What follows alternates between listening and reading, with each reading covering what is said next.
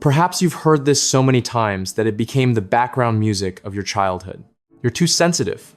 Don't overthink. Be stronger. And you believed it. You believed there was something in you that needed fixing. You learned to swallow your tears more quickly, to smile when your heart felt heavy, and to apologize for emotions you never meant to create. You began to see your sensitivity as a software bug, as a weaker version of other people. But what if I told you that diagnosis was wrong from the start?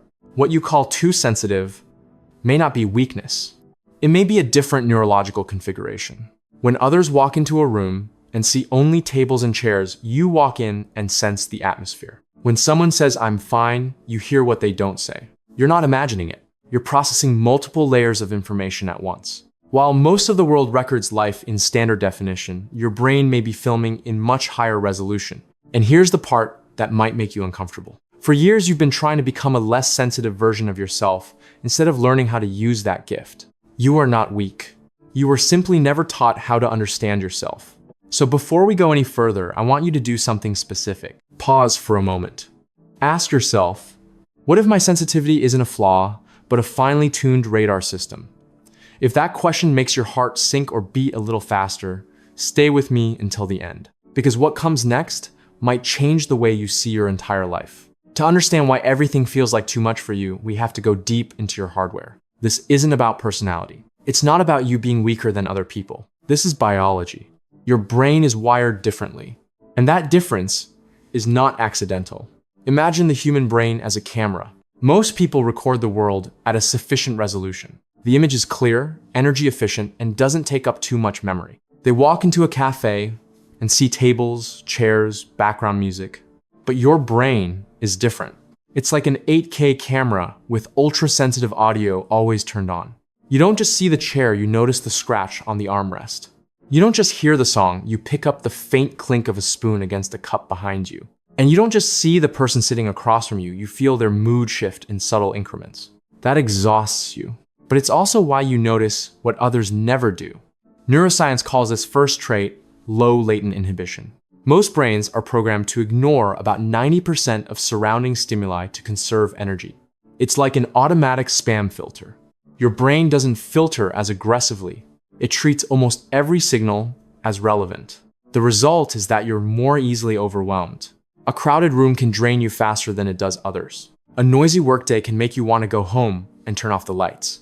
If you've ever blamed yourself for not handling pressure well, you may have been using the standards of a different operating system to judge yourself. You're not weak, you're just processing more data. The second trait lies in your empathy system. Your mirror neurons, the cells that help us understand other people's emotions, are more active. Someone else sees a sad person and says, "That's unfortunate." You see a sad person and feel a weight in your chest. Others hear a painful story and think about it for a few minutes. You hear it and your whole body tightens. You're not being dramatic.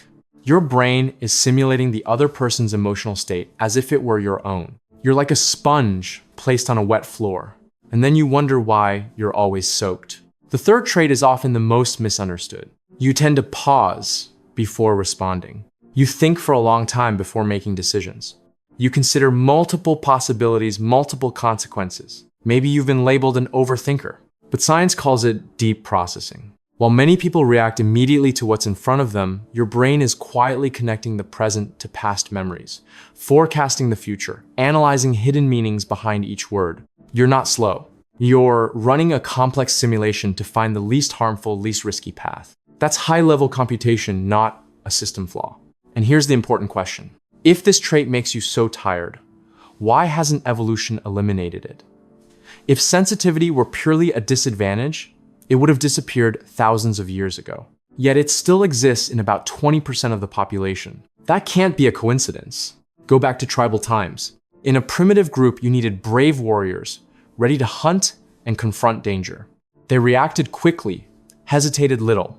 But if the entire tribe consisted only of warriors, they would rush into the forest without noticing the sky changing color, without smelling smoke from afar, without questioning the words of a neighboring tribe. The tribe needed an early warning system. Someone who noticed the smallest environmental shift. Someone who sensed tension before it erupted. That person was you. You weren't designed to charge ahead. You were designed to see further.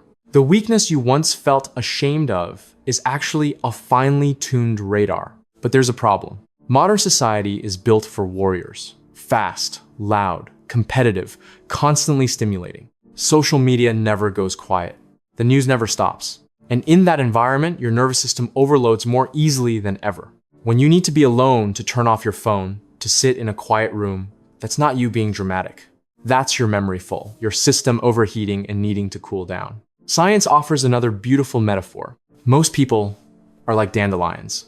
They can grow in cracked sidewalks or well-tended gardens and still thrive. You are more like an orchid. Place it in a noisy, toxic environment and it will wither faster than a dandelion. For years, you may have blamed yourself for not being as tough as others.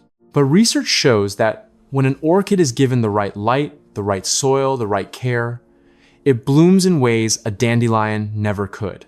Your sensitivity doesn't just make you more vulnerable in bad environments, it also allows you to flourish exceptionally in good ones. So instead of trying to grow thicker skin, the better question is, what environment are you living in? Are you forcing an orchid to survive on concrete pavement? If the answer is yes, then your exhaustion is not a personal failure. It's a rational biological response. I want you to do something right now. Stop trying to fix yourself. Instead, start observing your environment. Who drains you? Which spaces overwhelm you? What makes you bloom? Write it down. Be specific. Don't just nod along. If you don't act, you'll continue living like a radar, overloaded in an information storm. And if you still suspect that all of this is just a comforting story, remember one thing. Evolution doesn't preserve what's useless. Your sensitivity has survived for thousands of years because it serves a purpose. Maybe for the first time in your life, you don't need to apologize for your emotions. You just need to learn how to protect them and place them wisely. In the next part, we'll talk about building boundaries and designing a life where your nervous system doesn't have to fight every day. But before we move on, decide one thing. Will you keep trying to become a dandelion? Or are you ready to tend to your orchid? Perhaps by now, you're beginning to look back at your life with different eyes. The times you withdrew from a noisy party, the evenings when you needed to turn off all the lights and lie still in silence, the moments when everything felt like too much, maybe those weren't signs of weakness. Maybe they were signs of a nervous system running at full capacity. You are not flawed. You're simply operating at a higher resolution. But here's something I need to say clearly. If after understanding all of this, you still continue to place yourself in environments that drain, you still remain around people who make you shrink yourself, then it's no longer about being sensitive. It's about not yet having the courage to protect your own value. Sensitivity is a gift, but if you don't build boundaries, that gift will turn into a burden. So do one concrete thing after this video. Write down 3 things that drain your energy and 3 things that make you bloom. Don't postpone it.